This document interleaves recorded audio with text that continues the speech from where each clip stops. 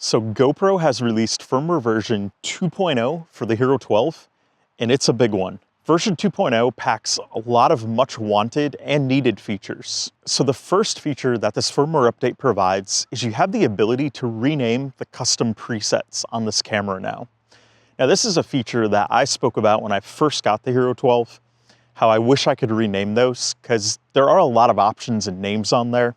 But I like to assign my own specific naming parameter to those presets because that helps me understand best what they are. So you can now do that. And the key is you have to do it through the Quick app on your smartphone. You can just use your on-screen keyboard to rename those.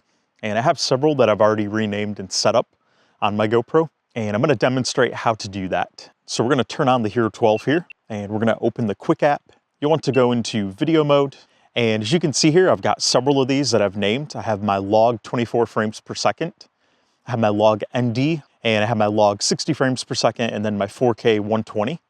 So my names are very specific. You don't have to name them how I did.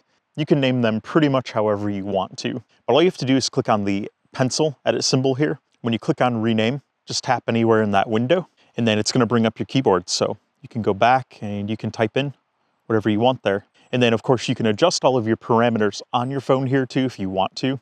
That can make it a little bit easier if you're already there anyway. And you can of course do this in the photo mode as well. So you can tap there, you can rename it there, you can do it in the time-lapse mode too. So I like it that GoPro made it available in all of the modes, not just some of them. That's a great new feature to see. But that's not all GoPro gave us in this firmware update. Several of the other new features relate to the Maxin Mod 2.0. So if you own the Maxin Mod 2.0, you'll definitely want to update to this firmware.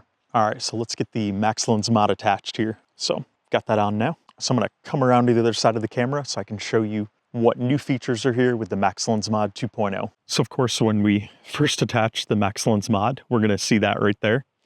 And that's because we need to put it into the Maxin Mod 2.0 mode. So I'm gonna click right there, then swipe back up, and there we go. We've got it all attached now. I'm gonna go to the video mode first. So the first feature that was added is auto boost is added now for stabilization. So if you go down here, you can now select auto boost. Before, it was just max hypersmooth on or off. You didn't have the auto boost option. Auto boost is great if you're going along and you suddenly are doing some more intense action and then you're doing slower type action. Let's say downhill skiing or mountain biking, that type of thing. It can be helpful to have auto boost on for those situations. Now the next feature that was added with the Maxin Mod is the lens mode. You can now do a lens of linear. I really like having that. Before the options were rather limited, but linear is nice if you want to get rid of that distortion. So if we go back here, you can see all the trees are straight up and down. There's not any of that fish angle curvature to them. So they look really good there. And if we go to time warp mode here, there's one other feature that GoPro added. Let's go into time lapse and we're gonna go to time warp. So in the time warp view, GoPro has added the max hyper view option now. So when you're filming time warps, you now have that incredible hyper view in this mode, which with the Maxin Mod 2.0, that hyper view is even crazier. It's super wide right there. So that's really cool.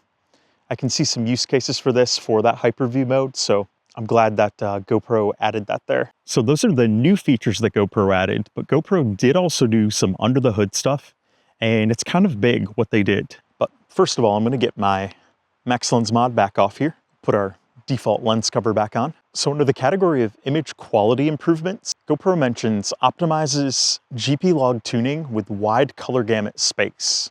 So what does that mean? So if you use the log mode on the Hero 12, which I do, I love the log mode. That log footage is very gradable. You can really bring out a lot of details and you can make it look really good. But if you use that, basically GoPro has further provided some fine tuning to that GP log mode. And theoretically that should yield even better results. So I did film some test footage and I'm gonna show you some before and after with a couple of those sample clips here so you can see how that looks. All of this footage was filmed in the log mode. And do note that GoPro has provided a brand new LUT for this as well. That LUT is a free download, but if you apply that LUT to your footage, it's going to be specifically tuned for the version 2.0 of the firmware. So if you've used a LUT previously with prior versions of firmware on the Hero 12, make sure to get the new LUT. And that LUT is a conversion for the GP log to Rec. 709 color space. So here's some sample clips with GP log that were filmed after installing version 2.0, so you can take a look.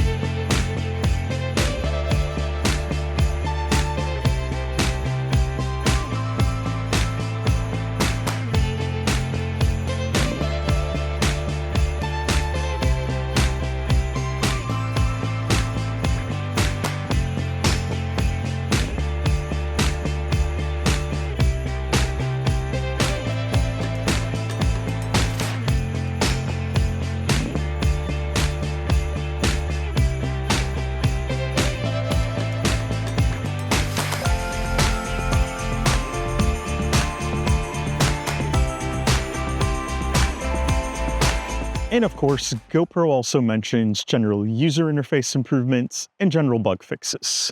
I don't think I've seen a firmware update yet from GoPro that doesn't mention those two. So if you've had a glitch or a bug with your Hero 12 and that hasn't been fixed yet, I definitely encourage you to check for that after installing the firmware update. Until we talk again, happy GoProing.